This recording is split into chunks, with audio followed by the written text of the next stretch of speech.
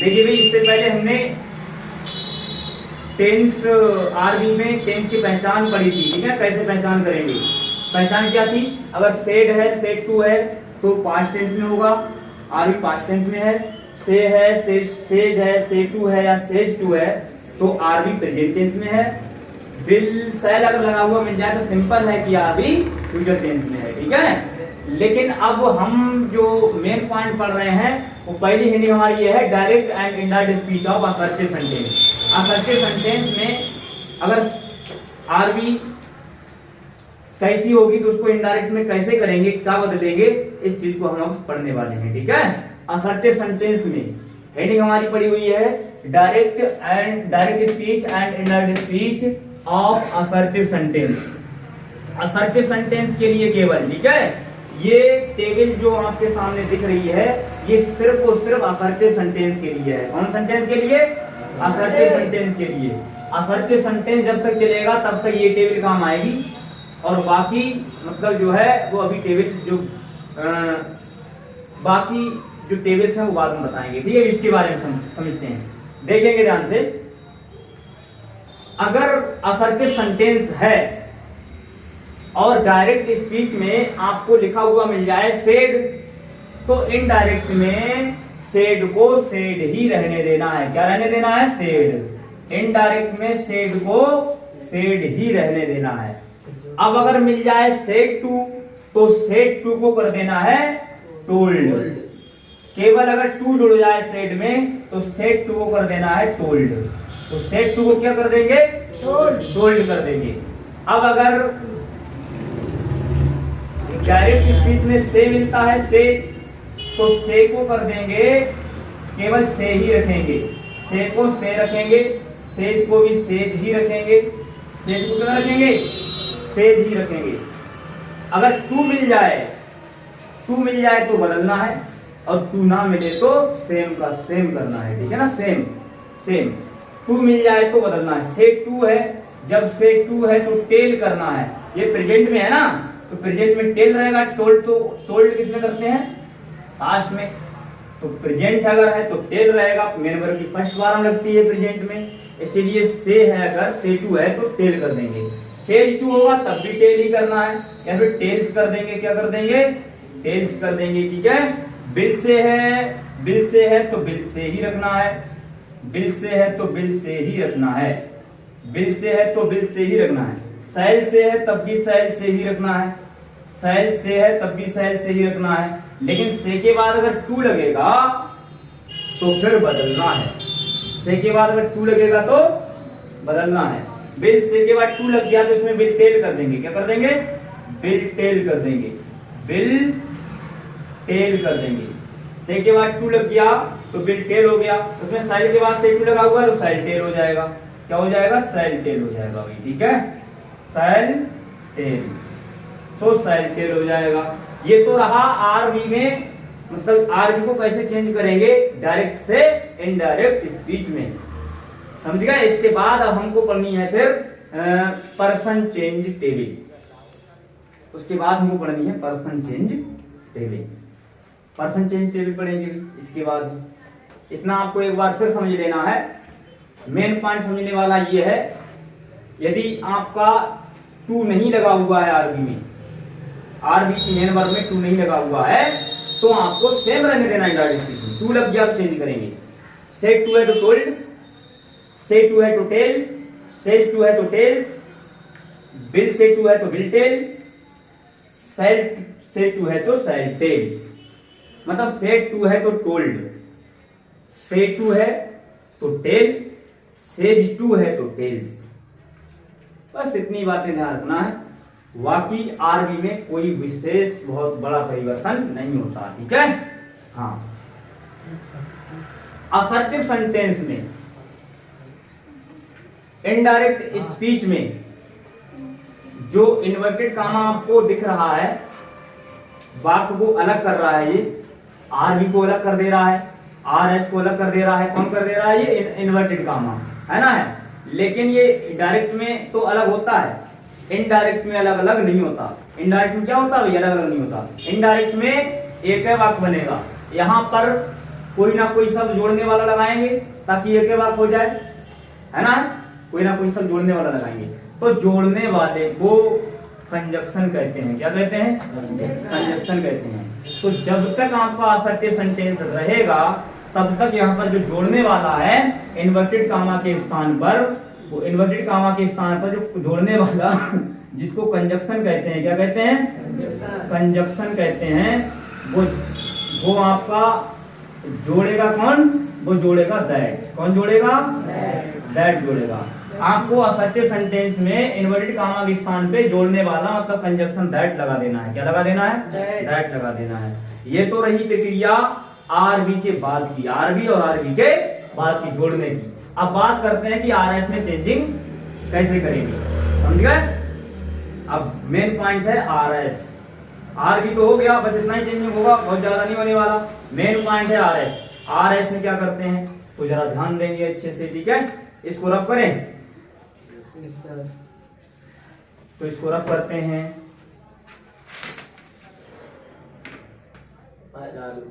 हाँ, तो देखिए मित्रों, हम लोगों ने अभी क्या पढ़ा था?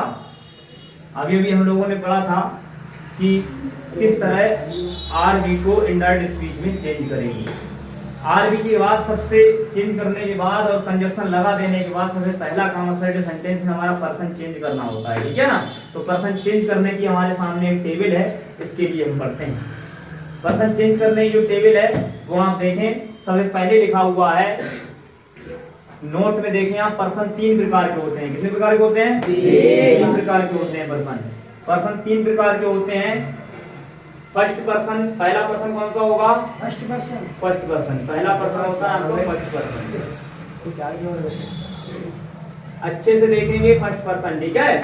फर्स्ट पर्सन में जो हमारे प्रोनाउन आते हैं, फर्स्ट पर्सन के जो प्रोनाउन है वो है हमारे आई और बी। आई और बी ध्यान रखेंगे अच्छे से। फर्स्ट पर्सन में कौन कौन से प्रोनाउन आएंगे? आई आएगा और बी आएगा।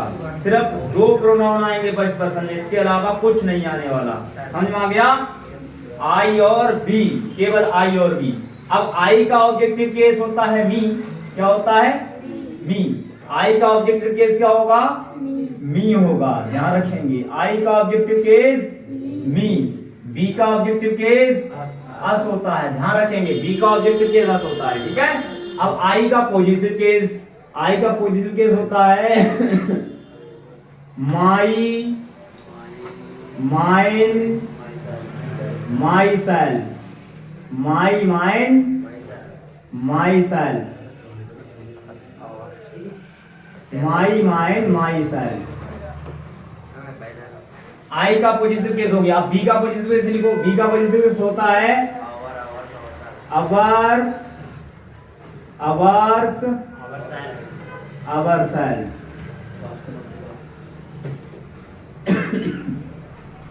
फर्स्ट पर्सन इसकी बात हम कर रहे थे। इस फर्स्ट पर्सन में प्रोनाउन हो गया, इसका एडजेक्टिव केस हो गया, इसका पॉजिटिव केस हो गया, फर्स्ट पर्सन समाप्त हो गया, ठीक है ना? First person. अब आप लाइन 3 देंगे, यहाँ से लाइन लगा देंगे।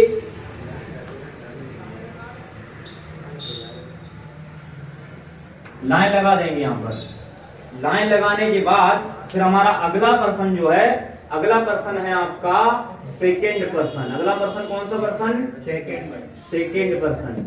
अगला हमारा है सेकेंड पर्सन। सेकेंड पर्सन में सिर्फ एक ही प्रोनाउन आता है और उस प्रोनाउन का नाम है यू। क्या है? जाना पहचाना यू। यू का मतलब आप, वही है सेकेंड में अकेले रहता है ये। हाँ, यू का ऑब्जेक्टिव भी कहता है, हम यू में रहते हैं भाई ऑब्जेक्टिव में। यू कहता हम ऑब्जेक्टिव में भी क्या रहते हैं? सेम, बदलते नहीं है। समझ आ गई ना? क्या यू बदलता नहीं है ऑब्जेक्टिव में भी। अब यू का पॉजिटिव केस जो होता है वो होता है योर, योर्स, योरसेल्फ, योरसेल्फ। बस यू का जो है सेकेंड पर्सन में एक ही प्रोनाउन होता है जो कि अब हो चुका है, ठीक है?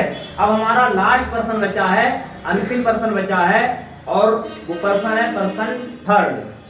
पर्सन नंबर थर्ड मतलब third person.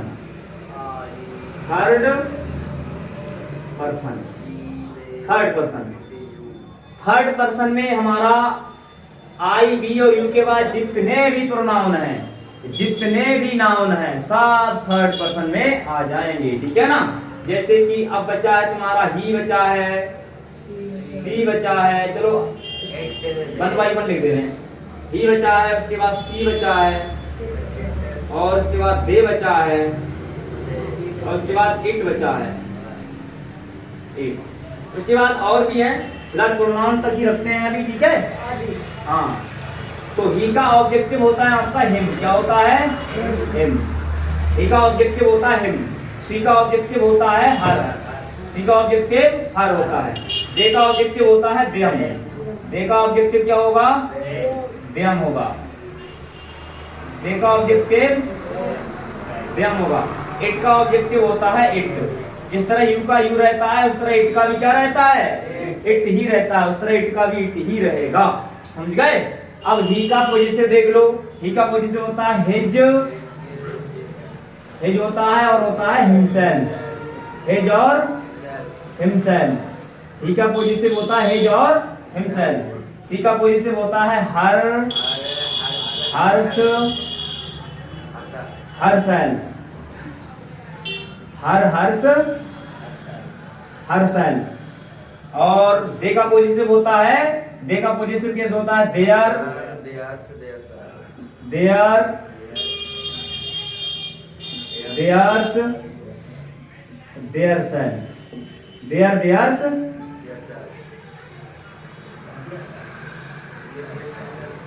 There self. Their self को हम देम सेल्वेज लिख सकते हैं। क्या लिख सकते हैं?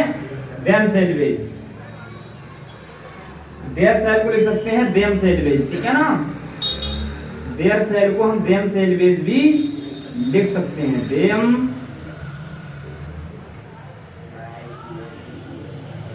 देम सेल्वेज, ठीक है ना। देयर सेल्फ को हम देम सेल्वेज भी लिख सकते हैं। जहां रहे देयर सेल्फ और देम सेल्वेज एक ही बात है। समझ गए? नहीं समझ गए? ये अलग अलग नहीं है, लिख सकते हैं इसको। उसके बाद इट का जो होता है ना, इट का पोजीशन होता है इट्स। क्या होता है? इट्स होता है, और होता है इट सेल्फ। क्या होता है?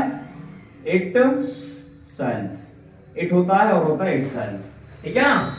यहीं पर हमारी जो पर्सन चेंज की टेबल है वो समाप्त हो जाती है, ठीक है ना। यहीं पर पर्सन चेंज की टेबल जो है वो समाप्त हो जाती है, ठीक है।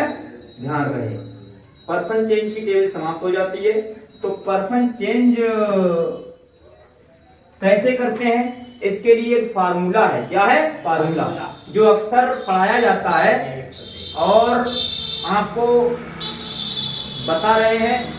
हमेशा ध्यान रखना है आपको। पर्सन चेंज करने का एक फार्मूला है, वो है आपका 123 बटे सन। 123 बटे सन। 123 बटे सन। ध्यान दें, यहाँ 123 बटे सन। पर्सन चेंज करने का फार्मूला है 123 बटे सन। अब 123 बटे सन का प्रयोग कैसे करेंगे? ध्यान रखें, यहाँ पर 1 का मतलब है फर्स्ट पर्सन, 2 का मतलब सेकेंड पर्सन, और 3 का मतलब थर्ड पर्सन। समझ गए? एस का मतलब यहाँ पर है सब्जेक्ट, ओ का मतलब क्या होगा? ऑब्जेक्ट होगा, ठीक है। ओ का मतलब ऑब्जेक्ट, और एन का मतलब नो चेंज। एन का मतलब क्या होगा? No change. इससे आप समझे, मतलब ये है, अगर आपका फर्स्ट पर्सन होगा आरएस में, तो फर्स्ट पर्सन करेंगे सब्जेक्ट के अनुसार चेंज कर देंगे ना। According to subject first person change कर देंगे सब्जेक्ट के अनुसार। फर्स्ट पर्सन चेंज करेंगे सब्जेक्ट के अनुसार, और सेकेंड पर्सन चेंज करेंगे ऑब्जेक्ट के अनुसार। सेकेंड पर्सन किसके अनुसार चेंज करेंगे? ऑब्जेक्ट के अनुसार। Third person no change. No change, third person को नो चेंज करेंगे। नो चेंज का मतलब बदलेंगे ही नहीं उसे, कोई चेंज कोई परिवर्तन उसमें नहीं होगा। समझ गए? तो 123 बटे सन को समझ गए? फर्स्ट पर्सन बोलेंगे सभी लोग। फर्स्ट पर्सन सब्जेक्ट अनुसार, सेकेंड पर्सन ऑब्जेक्ट अनुसार, third person no change. Third person क्या करेंगे? No change. समझ गए? एक बार रिपीट करेंगे। पर्सन टोटल कितने प्रकार के होते हैं? 3 प्रकार के होते हैं। पहले पर्सन में कौन कौन से प्रोनाउन आते हैं? आई और बी। सेकंड पर्सन में कौन सा pronoun? You. You. Second person में सिर्फ एक ही प्रोनाउन होता है, उसका नाम क्या है? यू। यू है। बाकी सब थर्ड पर्सन, बाकी सब थर्ड पर्सन। आपको याद करने का सिंपल तरीका, I we first you second बाकी सब third person. I we first you second बाकी सब थर्ड। किसी को कोई दिक्कत? No sir. समझ गए? Yes sir. तो देखिए भाई, ये तो रही हमारी पर्सन चेंज टेबल। इसके अगले हम कल बढ़ेंगे और वीडियो को ज्यादा लंबी ना करते हुए यहीं पर विराम देते हैं। तो आखिरी शब्द वही है कि हम लोग इस तरह तैयारी करेंगे कि 100 में से 100 नंबर लेकर आएंगे हम लोग बोर्ड एग्जामिनेशन में, ठीक है? हाँ, तो and at here today's class is finished and all we shall meet again tomorrow. जय हिंद।